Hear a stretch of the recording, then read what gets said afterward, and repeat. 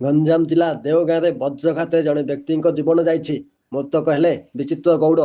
ସୂଚନା ଅନୁଯାୟୀ ଗତକାଲି ସନ୍ଧ୍ୟାରେ ସେ ଗାଈ ଚରାଇବା ପାଇଁ ଦେଓଗାଁ ଘାଇ ନିକଟକୁ ଯାଇଥିବା ବେଳେ ହଠାତ୍ ବଜ୍ରଘାତରେ ଶିକାର ହୋଇଥିଲେ।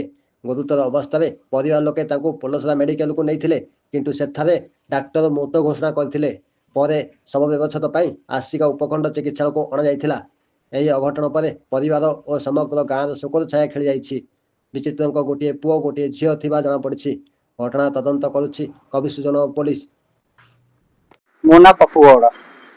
ଯେ ମୋ ବଡ଼ ଭାଇ ଦାଦା ପୁଅ ବଡ଼ ଭାଇ ବିଚିତ୍ର ଗୌଡ଼ ସେ ଗାଈ ଚରୁଥିବା ବେଳେ ଗାଈ ପାଖରେ ବିଜୁଳି ଘଡ଼ଘଡ଼ି ସେ ବୋଧେ ମାରିଦେଲା, ତାଙ୍କର ଅଚାନକ ଅକାଳ ବିୟୋଗ ହେଲା।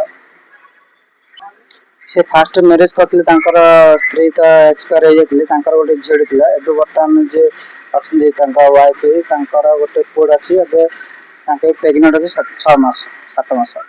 ଏବେ ତ ତାଙ୍କେ ସେ ଜଣେ ଭରଣ ପୋଷଣ ରୋଜଗାର ଥିଲେ, ତାଙ୍କ ପାଇଁ ଗୋଟେ ଏମିତି ଅସୁବିଧା ହେଲା। କ'ଣ ଗଭର୍ଣ୍ଣମେଣ୍ଟ ସରକାର ତରଫରୁ କ'ଣ ଗୋଟେ ସାହାଯ୍ୟ ହେଲେ ତାଙ୍କ ପରିବାର ଭଲ ହବ। ମୋ ନାଁ ବାବୁଲା ଗୌଡ଼। କାଲି ଆମର ଯିଏ ଦାଦା ପୁଅ ଭାଇ ଗାଈ ନେଇକି ଯାଇଥିଲେ ବିଲ ମାଳକୁ। ଯିବା ସମୟରେ 3ଟା ସନ୍ଧ୍ୟା ବେଳକୁ ଖୋଜାଖୋଜି କରିବା ପରେ ସନ୍ଧ୍ୟା 7ଟା ସମୟରେ ଖବର ପାଇଲି ସେଇ ବିଲରେ ଅଛୁ। ତ ନେଇକି ଆସିଲୁ ଗାଁ ସନ୍ଧ୍ୟା ସମୟରେ। ଆସିଲା ପରେ ଫେରେ ମେଡ଼ିକାଲ ନେଇକି ଆସିଲୁ। ଆସିକି ରାତିରେ ତ କିଛି କାଲି କାମ ହେଇପାରିଲାନି, ରବିବାର ଥିଲା। ଏବେ ସବୁ ସକାଳେ ପୋଷ୍ଟମର୍ଟମ ପାଇଁ ଚାଲିଛି କାର୍ଯ୍ୟକ୍ରମ। ଗୋଟା ପୁଅ ଗୋଟେ ଝିଅ ଗୋଟେ। ପୁଅକୁ ବର୍ଷେ 2 ବର୍ଷ, ମୁଁ ଜାଣିନି ବୟସ ଠିକ୍ ଠାକ୍, ଯେହେତୁ ମୁଁ